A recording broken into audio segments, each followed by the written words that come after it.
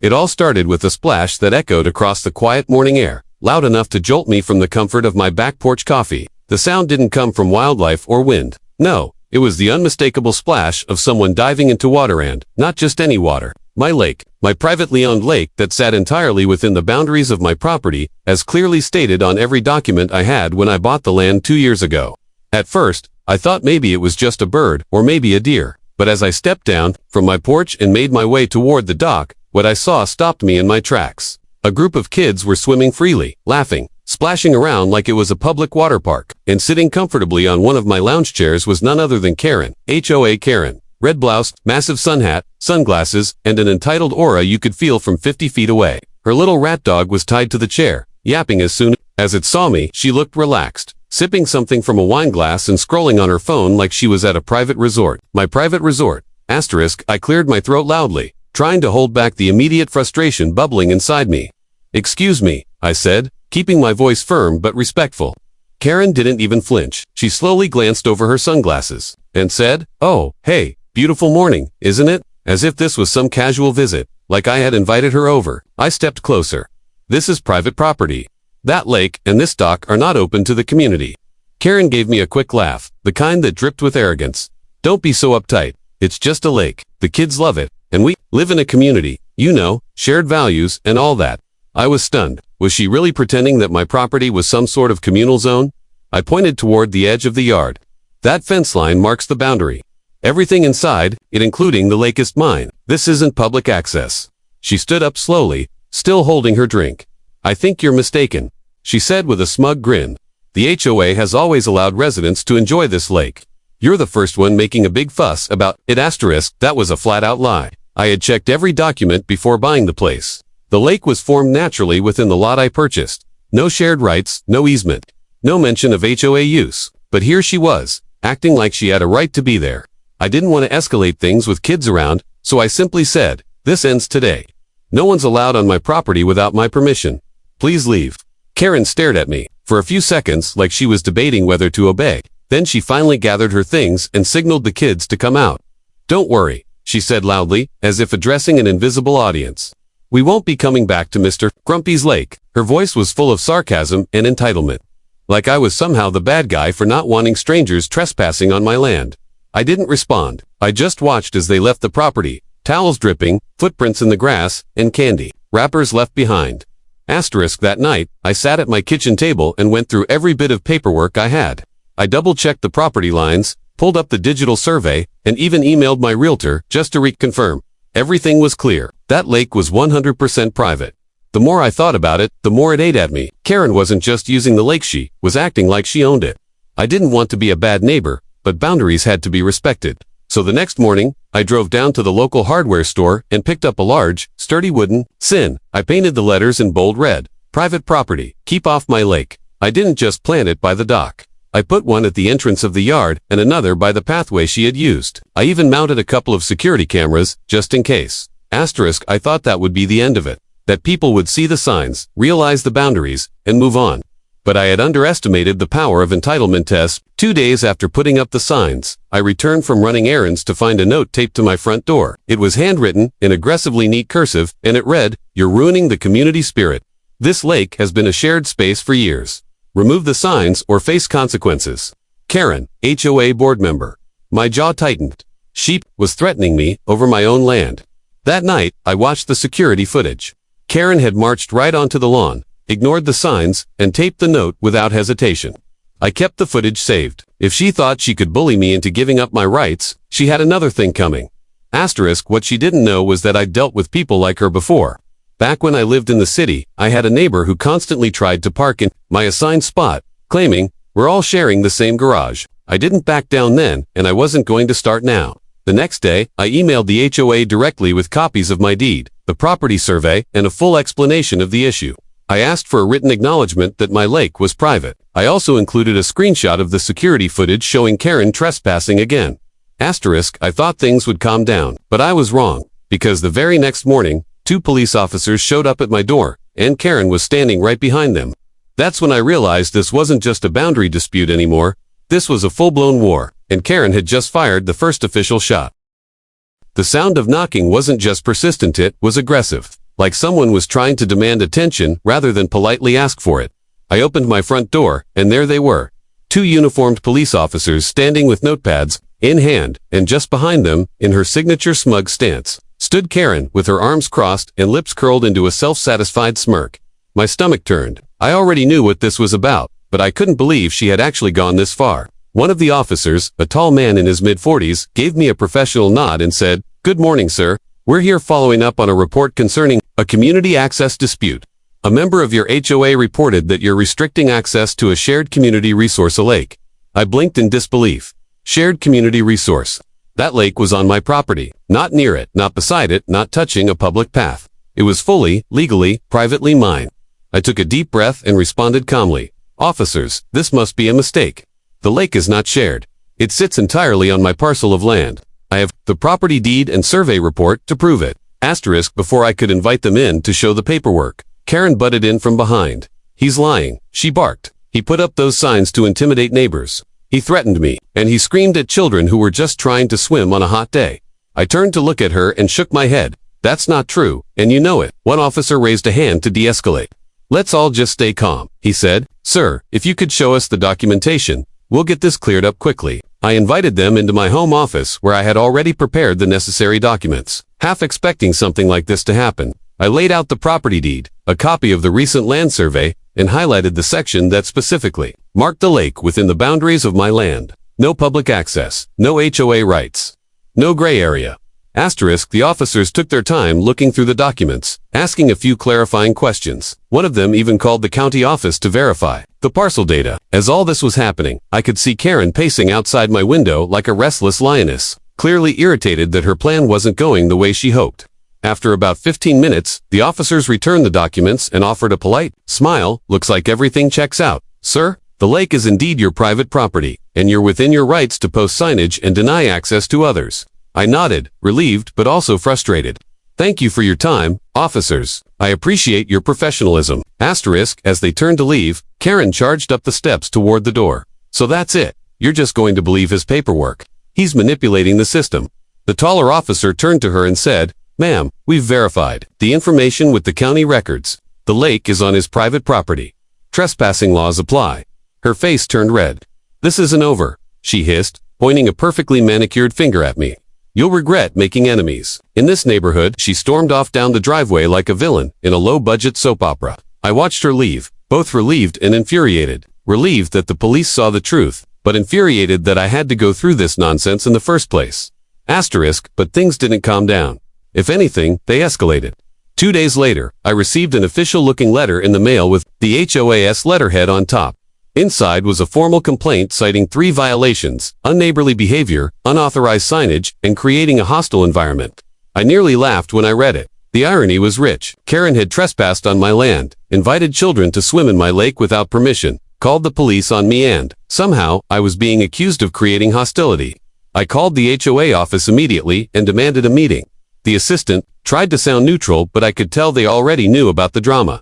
Asterisk, at the HOA meeting that week, the room was full. Karen was there, of course, sitting front and center like she was presiding over a courtroom. She wore a blazer and had printed out several large photos of my signs, as if they were evidence of some crime.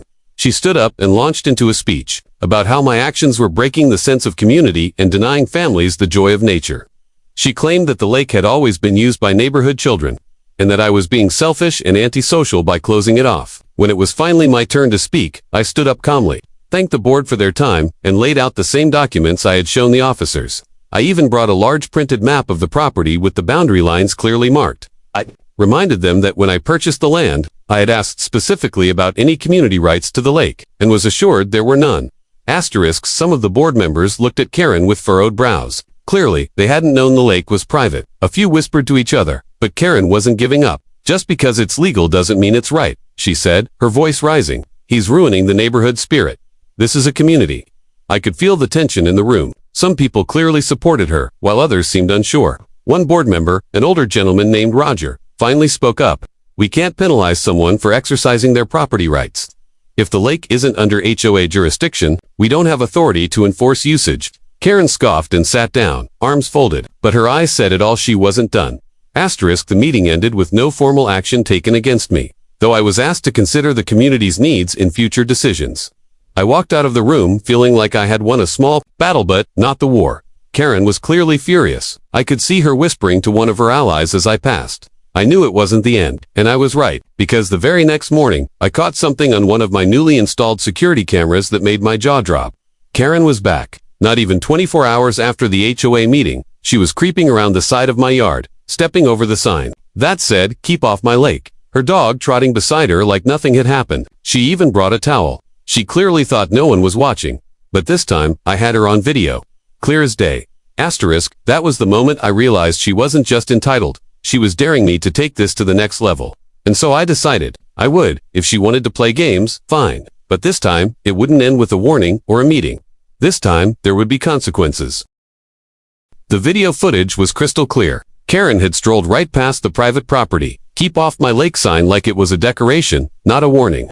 She didn't hesitate, didn't look around. Guiltily she acted like she owned the place. Her little white dog ran ahead to the water's edge while she laid out a towel on my dock, took off her sandals, and dipped her feet in the lake with a look of pure satisfaction on her face. I stared at the screen, stunned. This wasn't accidental. It wasn't a misunderstanding. It was intentional trespassing, plain and simple. Karen was making a statement. She didn't care about rules, ownership, or legal boundaries. She only cared about getting her way. The time for polite conversations was over. I saved the video clip, labeled it, and made a few extra backup copies for good measure. I wasn't going to let this slide. Not again. The next day, I drove to the county courthouse and filed a formal trespassing complaint. I brought the footage, my documents, and a detailed account of everything that had happened since I moved in. The clerk at the front desk raised her eyebrows when she saw the video. "She looks pretty comfortable for someone on land that isn't hers," she muttered. The process was straightforward. The county issued a citation based on the evidence, and a court date was set for a misdemeanor hearing. When the notice was served at Karen's door, I wasn't there to see it, but I heard from a neighbor that she completely lost it, screaming, yelling at the mail carrier, pacing in her yard like a caged animal. Word spread through the neighborhood fast. The woman who had called the cops on me for protecting my own lake was now being taken to court for trespassing on it. At the next HOA meeting, the atmosphere was tense. People whispered as I walked in. A few gave me nods of quiet support. Others avoided eye contact altogether. Karen was there too, of course, but she didn't look nearly as smug. Gone was the power blazer and the oversized sun. She wore a plain cardigan and had her lips pressed into a hard, thin line. When her name came up on the agenda, she immediately launched into a dramatic speech. "This is all a misunderstanding," she said. "It's being blown out of proportion. I've lived here for 12 years. I've watched generations of children enjoy that lake. And now because of one new neighbor, suddenly we're all criminals." I raised my hand and waited for the chairperson to give me the floor. "Let's be clear," I said, holding up a printed image from the security footage. "This isn't about kids. This isn't about tradition. This is about someone refusing to respect legal property lines. That lake is on my land. You all saw the documents. This isn't personal about the law." Karen scoffed, waving her hand. "You could have just let it go. No one was hurting anything. Why make such a big deal out of it?" I looked around the room. "Would you be okay with someone swimming in your backyard pool? Or letting their dog run through your garden? I'm just asking for the same respect anyone else would." The room fell into a heavy silence. Even Karen's usual supporters looked uneasy. The board didn't take any official position, claiming it was a private legal matter, but the message was clear: Karen was losing ground. People were tired of the drama, and they were starting to realize she wasn't the harmless community cheerleader she pretended to be. The court hearing arrived a few weeks later. It wasn't dramatic, there were no cameras or shouting matches, but it was satisfying. The judge reviewed the footage, the property lines, and my complaint, then issued a ruling. Karen was guilty of trespassing. She was fined, ordered to stay off my property, and warned that repeat offenses could result in more serious charges. She didn't say a word during the hearing, just stared straight ahead, jaw clenched, face flushed. Her attorney tried to downplay everything, saying it was a moment of confusion and not a willful violation, but the judge wasn't buying it. After the ruling, I walked out of the courthouse with a strange mix of emotions. Relief, mostly, but also exhaustion. I had never expected a simple property sign to spiral into a neighborhood war. But at least, now, the law was on my side. I figured Karen would back off. Maybe even apologize. But I should have known better. Karen didn't apologize. She retaliated. 3 days later, I found a stack of HOA violation notices stuffed into my mailbox. One for unauthorized signage, another for improper fence maintenance, and even one for excessive use of outdoor lighting. It was obvious she was trying to make my life difficult. She couldn't win in court. So now she was weaponizing the HOA. I filed an appeal for every single notice and requested a review. When the board looked into it, most of the complaints were dismissed. The signs were within regulation. My fence was newly painted. The lights were all motion sensor and fully compliant. One board member quietly told me, "It's Karen. She pressured us to write you up." But after that court hearing, no one wants to stick their neck out for her anymore. Still, I wasn't about to let things linger. I had one final move to make. I drafted a formal cease and desist letter, had it notarized, and sent it to Karen via certified mail. In it, I made it clear, no more trespassing, no more harassment, no more false claims. If she continued, I would escalate it legally and publicly. I also let the HOA board know that I'd installed more cameras, and any future violations would be documented and submitted directly to law enforcement. After that, things got quiet. Strangely quiet. Karen stopped attending meetings. Her dog no longer barked at my fence line. I didn't see her near my yard once. A few neighbors even came by to shake my hand or say, "Good for you." One brought over a pie and joked, "You've done what no one else in this neighborhood ever could, put Karen in her place." It made me laugh, but also reminded me just how much tension she had caused over the years. The lake stayed peaceful. The signs stayed up, and no one dared cross the line again.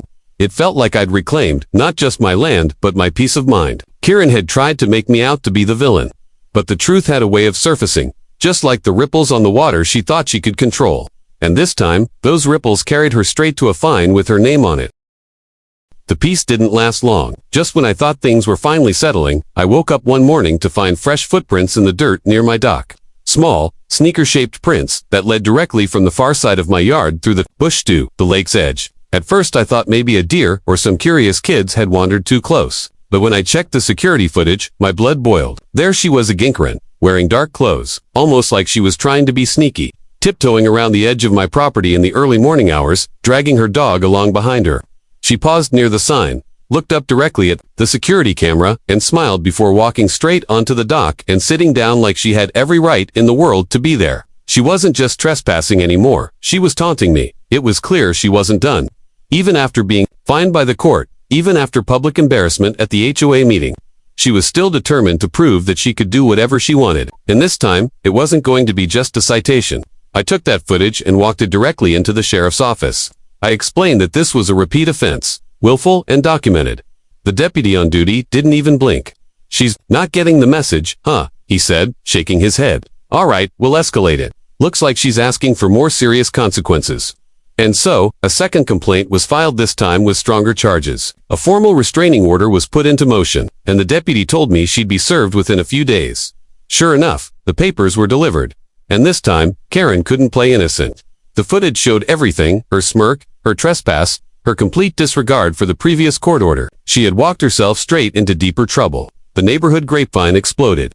People started whispering about Karen in the streets, at the mailboxes, and during HOA committee events. One of my neighbors, Sheila, pulled me aside at the grocery store and said, "You know, I used to think she was just bossy, but this is another level." Karen's carefully curated image of being the upstanding HOA queen was cracking back. People were finally seeing what I'd seen from day one: entitlement mixed with a dangerous dose of spite. But Karen wasn't done.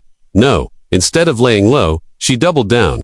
The very next week, I found a flyer on my windshield while parked at the local coffee shop. It had a badly photoshopped image of me with bold letters that said, "Warning, this man is not a good neighbor." Below it were claims that I was hostile, anti-community, and a danger to neighborhood children. I couldn't help but laugh. The absurdity of it all had gone from frustrating to downright ridiculous. But I still took the flyer to my lawyer.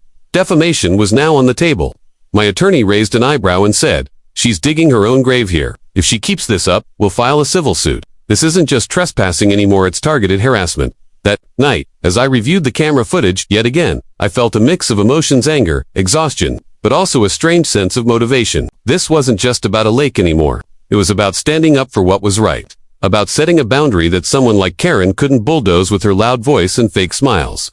So I decided to do something I hadn't planned before. Documented the entire story. I created a private online log with dates, times, copies of letters, videos, everything. I even added commentary explaining what happened and why it mattered. Not to go public just yet, but in case this ever needed to go to court or to the HOA, and a big Y would have the full record. A few neighbors who had previously stayed silent started quietly reaching out, sharing their own Karen experiences. One told me she'd had her trash bins reported 3 times in 1 week. Another said Karen once called the city because his kids were too loud while playing basketball. With the restraining order now official, Karen was required to stay off my property entirely and avoid direct contact. But rather than stay quiet, she started playing dirty in subtle ways. An anonymous tip was sent to the county about unlicensed construction on my deck. Inspectors showed up and found nothing wrong. Then a complaint was filed about noise disturbances coming from my house in a weekend when I wasn't even home. It was clear these were coordinated attacks, designed to annoy and distract me, but I stayed calm. Every time something happened, I documented it. Every false report, every suspicious incident, all went into the log. Eventually, enough was enough. My lawyer sent one final warning to Karen, threatening a civil suit for harassment, defamation, and emotional distress. Attached were all the screenshots, videos, HOA records, and complaint histories. It was a thick file, and I heard later through the grapevine that when Karen received it, she went pale and immediately called an emergency HOA meeting. But this time, the board wasn't on her side. They had grown tired of the drama, the bad press, the division in the community. When I attended that meeting, I didn't even have to speak. Roger, the board president, stood up and said, "We've reviewed the evidence. We can't keep pretending this is a neighborly disagreement. This is harassment, and we won't protect it anymore." Karen tried to protest, but no one listened. The board voted unanimously to suspend her HOA privileges for 6 months, remove her from any leadership positions, and issue a public letter, acknowledging the situation and reaffirming that the lake was, and always had been, private property. It was a turning point. For the first time, the power shifted completely. Karen's influence faded overnight. People stopped returning her calls, stopped showing up to her little block meetings. The kids who used to wander toward the lake now stayed on the main roads. The community moved on, quietly relieved. As for me, I finally had peace. Real peace. No more sneaking, no more false complaints, no more drama. Just the quiet sound of wind in the trees, the water rippling gently in the lake, and the knowledge that sometimes doing the right thing means being patient, being firm, and never letting bullies win, not even ones who hide behind HOA badges and fake community smiles. The calm that followed felt surreal. For the first time in months, I could walk out onto my back porch, sip my coffee, and listen to the birds without glancing nervously at the tree line or checking my security cameras. The lake reflected the morning sun in perfect stillness, undisturbed by uninvited swimmers, barking dogs, or lawn chairs dragged onto my dock. It finally felt like my home again. The signs still stood at every entrance to the lake area, bold and unapologetic. Private property, keep off my lake. No one questioned them anymore. Not since Karen had been publicly reprimanded, fined, and stripped of her HOA authority. The same woman who once tried to rule the neighborhood with a fake smile and a clipboard full of citations was now silent, out of sight, and, most surprisingly, out of power. For weeks, I barely saw her. She stayed in her house, curtains drawn, her front yard unkempt for the first time in years. Her little white dog, once a daily nuisance on my lawn, no longer wandered near the property line. Occasionally, I would catch a glimpse of her through the window when I went for a walk or pulled into my driveway, but she avoided eye contact. The mighty Queen Karen had finally fallen off her throne. It wasn't just about the restraining order or the HOA sanctions. It was about the fact that people had finally seen who she truly was. The illusion of her authority, of her being the voice of the community, was gone, and in its place stood a neighborhood that had started talking, healing, and even laughing again. One day, I got a knock at the door.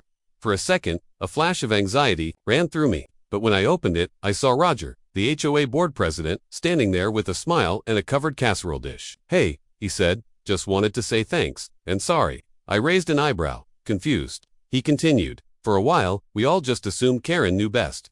She was loud, organized, and always the first to complain. Nobody really questioned her, but watching you stand your ground, well, it reminded the rest of us that following someone blindly doesn't make things better."